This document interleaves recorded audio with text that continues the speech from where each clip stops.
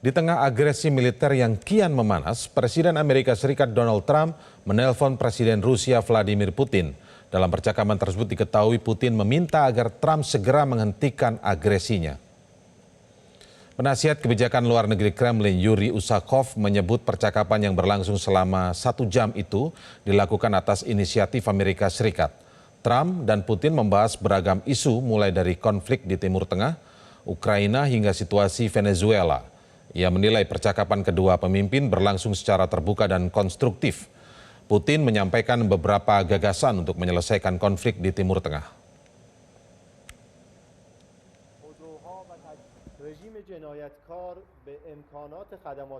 Дана характеристика происходящего в настоящее время на линии боевого столкновения, где российские войска продвигаются весьма успешно. Это, как было отмечено, является фактором, который должен побудить режим в Киеве пойти, наконец, по пути к переговорному урегулированию конфликта. Sementara itu Presiden Amerika Serikat Donald Trump menyebut dalam percakapan dirinya dengan Putin menawarkan untuk membantu penyelesaian konflik dengan Iran. Namun Trump mengatakan Putin sebaiknya menyelesaikan konflik dengan Ukraina terlebih dahulu, ketimbang menyelesaikan konflik di Timur Tengah.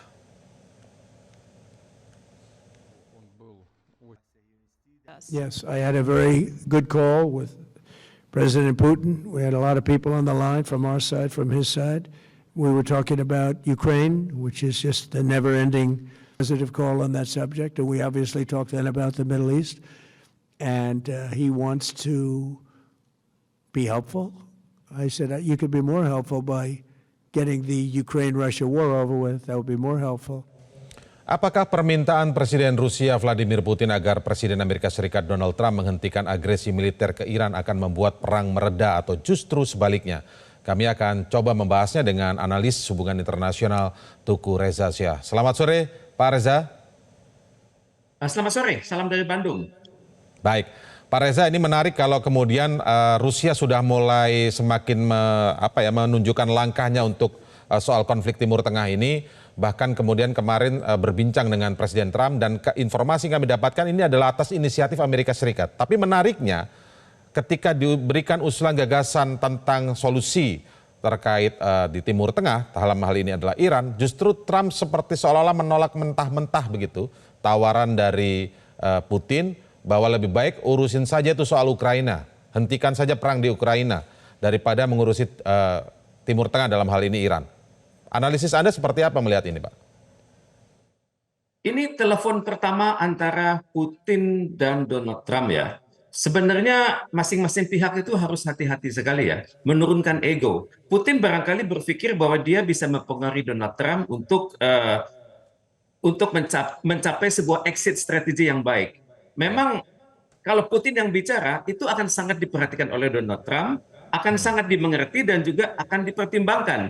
Karena kalau Putin bicara itu berbicara dengan data real. Kalau perlu Putin bisa menunjukkan data yang terjadi saat ini. Kemudian Putin juga bisa mengatakan ini akan ada potensi untuk perang dunia ketiga.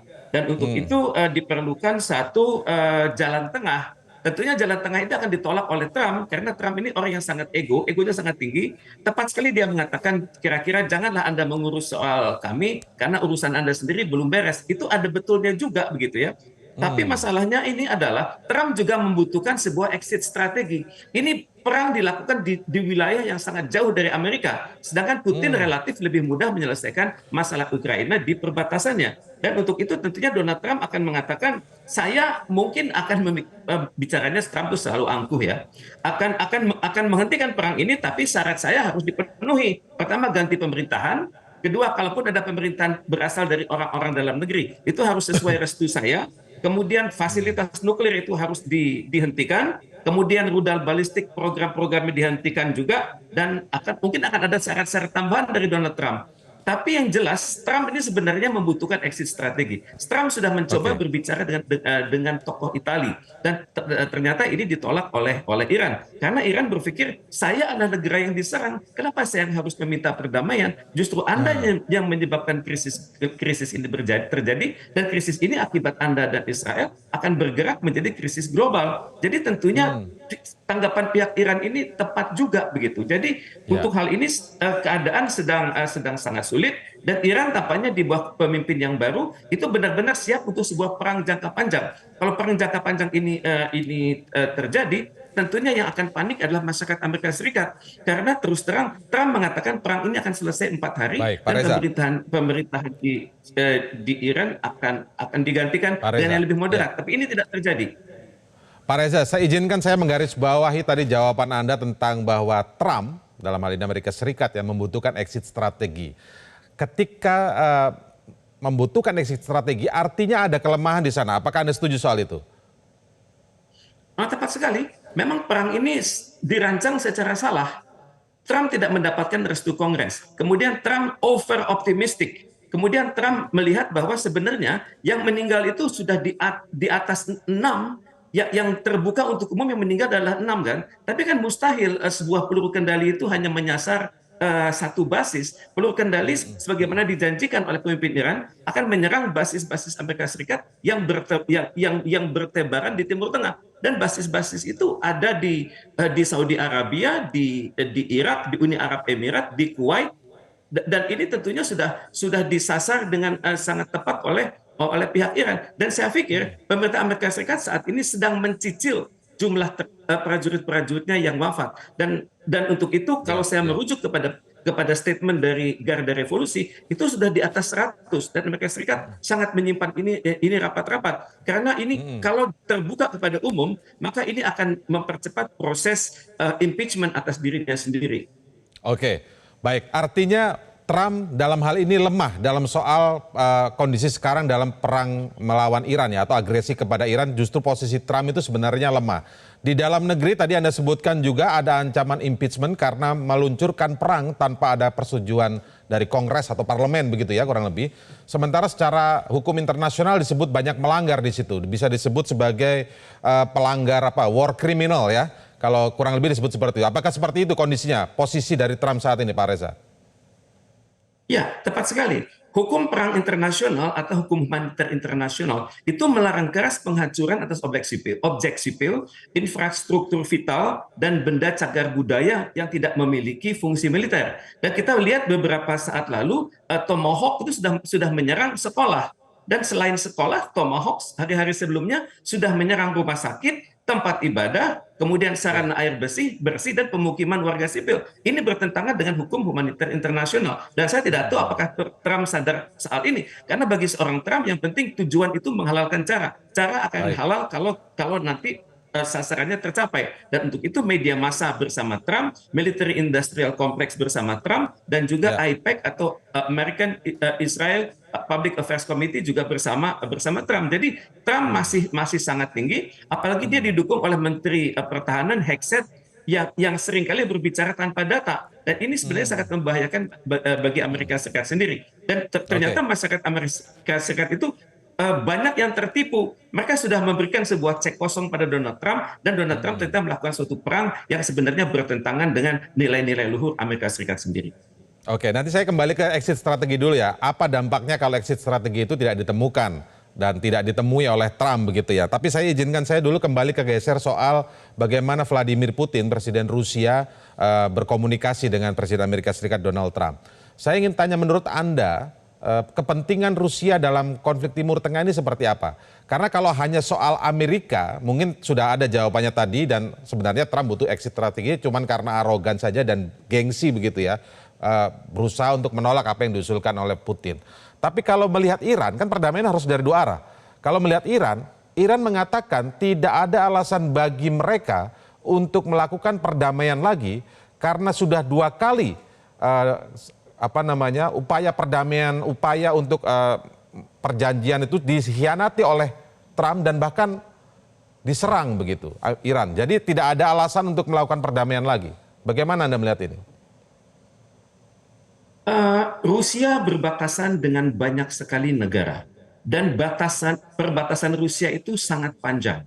Kalau sekiranya urusan dengan konflik Iran ini tidak selesai, ini akan menunjukkan kesan bagi negara-negara ex-Soviet Socialistic Republic bahwa Rusia ini lemah, Rusia tidak bisa mengendalikan perbatasannya. Karena terus terang energi Rusia sangat besar tersedot ke konflik Iran ini, mulai dari pemberian fasilitas informasi, kemudian pelatihan di masa lalu ya. Sekarang tidak ada lagi penasihat-penasihat militer Rusia di sana.